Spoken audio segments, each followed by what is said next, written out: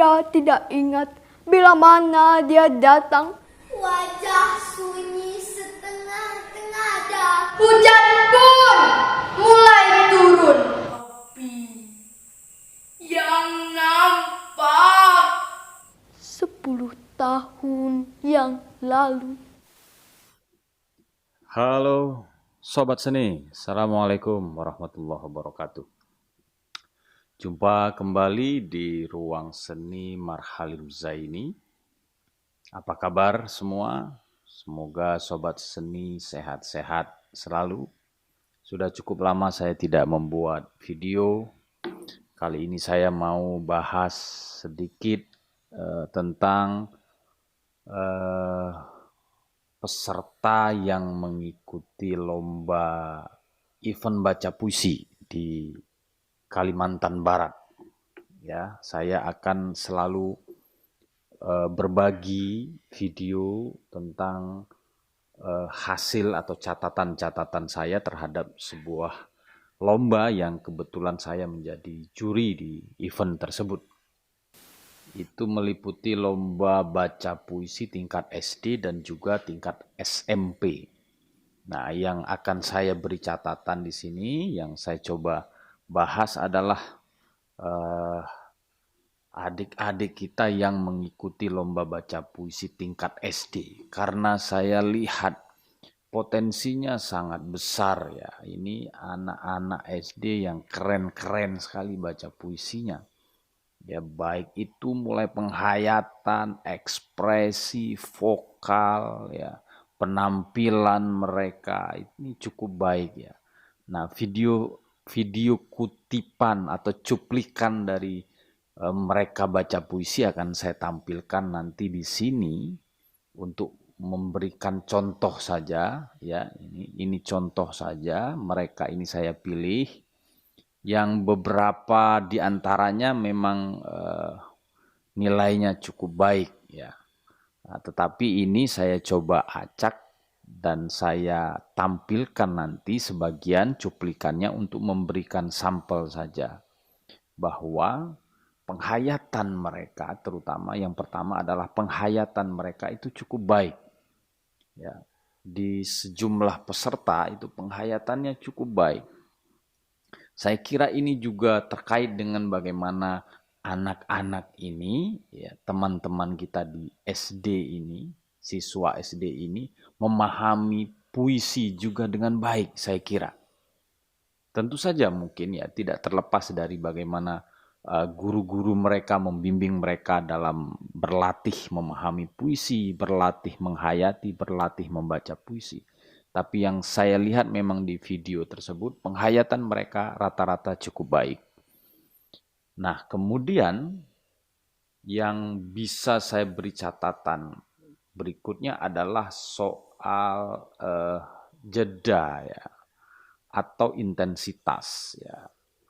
Intensitas dari proses ya, dia membaca puisi sejak awal sampai akhir itu memang tidak maksimal. Intensitas di sini adalah bagaimana totalitas dia dari awal sampai akhir pembacaan puisi. Karena ini sering sekali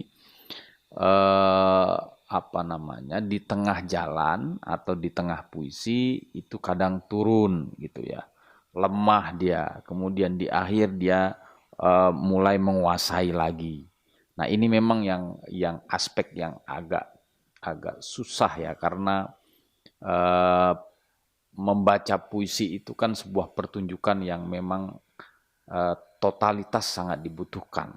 Ya, kalau di tengah kemudian kita kendor, tentu dia seperti ada distorsi gitu, ada sesuatu yang tidak nyambung ya dari proses pembacaan puisi itu. Jadi intensitas ini harus diperhatikan. Nah, intensitas ini juga terkait dengan konsentrasi ya. Kadang-kadang mungkin di dalam ketika membuat video, ketika baca puisi, konsentrasi kita bisa saja terganggu oleh aktivitas orang di depan kita, atau mungkin terganggu dengan suara-suara yang di luar kita. Itu memang cobaannya ya, ujiannya tuh itu di situ. Jadi bagaimana Anda melatih konsentrasi Anda dan full total di teks baca puisi itu. Kemudian soal jeda tadi, jeda itu yang saya lihat ada beberapa peserta itu cukup lama dia berhenti pada eh, apa namanya antar bait dari puisi itu. Ya, dari satu bait ke bait yang lain itu berhentinya cukup lama. Nah, karena mungkin berhentinya cukup lama, jadi ini juga bisa memutus emosi. Ya, memutus emosi juga mengganggu konsentrasi. Jadi sebaiknya antar bait itu jangan terlalu lama, begitu. Dia tetap dalam satu emosi, keterkaitan atau keterikatan emosi dari satu bait ke bait yang lain. Ya, jadi ini tidak putus dia gara-gara kita terlalu lama berhenti atau jeda di antara bait puisi yang kita bacakan. Kemudian ekspresi cukup baik ya. Anak-anak tingkat SD ini ya nanti Anda, nah sobat seni semua mungkin bisa lihat ya contoh-contohnya ya bagaimana dia ya proses penjiwaan itu kemudian tampil dalam terlihat di dalam ekspresi dia baik itu wajah maupun gerakan ya. Gerakan terutama gerakan gestur atau tangan. Meskipun memang sebagian yang lain masih artifisial ya, gerakannya itu gerakan yang sifatnya tidak alami, gerakan yang tidak natural, gerakan yang dibuat-buat, mencontohkan sesuatu benda dengan tangan begitu, misalnya bola harus bulat, gelombang laut harus tangannya begini, itu jangan begitu ya. Tidak begitu cara ekspresi dari membaca puisi karena itu akan terlihat dibuat-buat, itu ya akan terlihat sedikit lebay gitu. Nah, sebaiknya itu ekspresi lahir dari penghayatan, dari pemahaman kita. Jadi ekspresi itu dia akan keluar sendiri sebetulnya, meskipun memang ada cara-cara tertentu untuk memperlihatkan gerakan tangan seperti apa gitu ya. Kalau misalnya ada kata langit di langit ya boleh di langit gitu ya, langit di atas tentu saja, bumi di bawah. Cukup seperti itu, tidak perlu langit kemudian bumi ya. Jadi gerakan itu secukupnya saja ya, tidak over dia ya, tidak berlebihan. Kemudian vokal. Ya, vokal adalah aspek yang sangat penting di dalam baca puisi. Ya, karena yang didengarkan orang itu adalah vokalnya. Jadi vokalnya harus jelas, artikulasinya jelas, intonasi juga baik. Nah, di dalam pembacaan puisi oleh adik-adik kita ini rata-rata cukup baik. Cukup baik baca puisinya, vokalnya itu ya rata-rata ya 50% vokalnya sudah bulat ya. Meskipun mungkin dia tidak sepenuhnya menggunakan vokal diafragma, tetapi dia sudah mencoba menampilkan, mengekspresikan vokalnya itu ya dengan sangat jelas ya, bulat dia dan memiliki kekuatan, memiliki energi di dalam kata-kata yang dikeluarkan melalui vokalnya itu. Ya. Oke, saya kira itu catatan-catatan sederhana saya. Tentu saja ini adalah catatan saya sebagai individu salah seorang juri ya, karena jurinya ada 3. Ya, karena bisa saja hasilnya akan berbeda tipis ya ketika misalnya nilai direkapitulasi, digabung 3 juri menghasilkan nilai yang mungkin sedikit berbeda. Biasanya tidak terlalu banyak perbedaannya ya. Nah, saya kira itu dan catatan-catatan ini juga berguna bagi sobat seni yang lain yang tidak mengikuti lomba ini. Demikian, terima kasih sudah terus menonton video-video saya.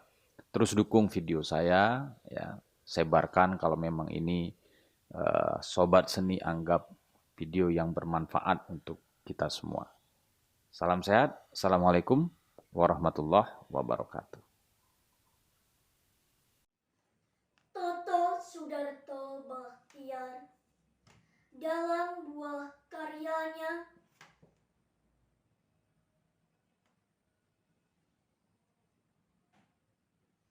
pahlawan tak dikenal.